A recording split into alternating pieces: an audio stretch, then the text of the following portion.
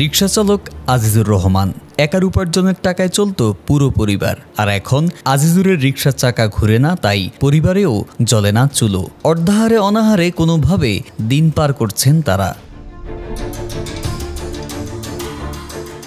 ধানমন্ডি ৩২-এ বঙ্গবন্ধু শেখ মুজিবুর রহমানের মৃত্যুবার্ষিকীতে শ্রদ্ধা জানাতে যান রিকশা চালক আজিজুর রহমান। সেখানে গিয়ে উৎসুক জনতার হাতে নির্যাতন ও পরবর্তীতে পুলিশ তাকে গ্রেপ্তার করে। আজিজুরের বাড়ি ঝিনাইদহ সদর উপজেলার ঘোড়াশাল গ্রামে। ওই গ্রামের মধ্যপাড়ার আতিয়ার মণ্ডলের বড় ছেলে তিনি। শারীরিক ও বুদ্ধি প্রতিবন্ধী পরিবারের একমাত্র উপার্জনক্ষম ব্যক্তি আজিজুর। ৩ বছর আগে জীবিকার টানে গ্রাম ছেড়ে স্ত্রীকে নিয়ে ঢাকায় আসেন তিনি।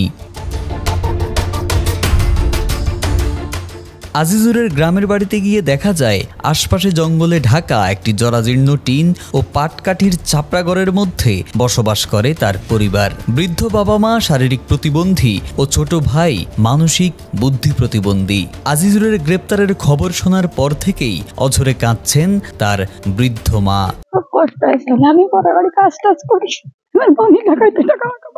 আজিজুরের স্বজন ও এলাকাবাসী জানায়, ৪র্থ শ্রেণীর গণ্ডি না পেরোতেই আজিজুর ধরেন সংসারের হাল। কখনো কাঠমিস্ত্রির সহকারী, আবার কখনো অন্যের জমিতে কাজ করে চালাতেন সংসার। স্বজনরা বলছেন, আজিজুরের পাঠানো টাকাতেই চলত তাদের সংসার।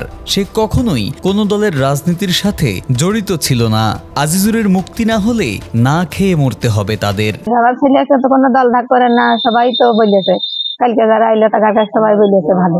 খারাপ হলে তার জন্য একজন বলতো যে খারাপ ছেলেরা, সবাই বলেছে ভালো। তার তো ঝাইয়া দিলি তো সে তার সংসার চালাইছে, আমার কিছু দিতেই পারতো।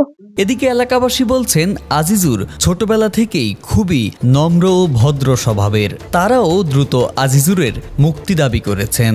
না ও শুনি ভালো শুনি, আমাকে চোখের ঘরে জন্মাইছে, আমাকে ফিরে দিলে লোকটা সাহসী, খুব সাহসী। আমার ছেলে ভালো, সেরকম বয়স হয়নি। ওর মা বাপ ভাই যেটা সব পাগল, ওই সব চারটে লোক ফ্যামিলি পাগল। ওই একটু ভালো, ও বিয়ে করে ঢাকায় যে রিক্সা মিক্সা চালায়, কোন কায়দা কি করেছে ওই জানে, আর ওপর আল্লাহ জানে।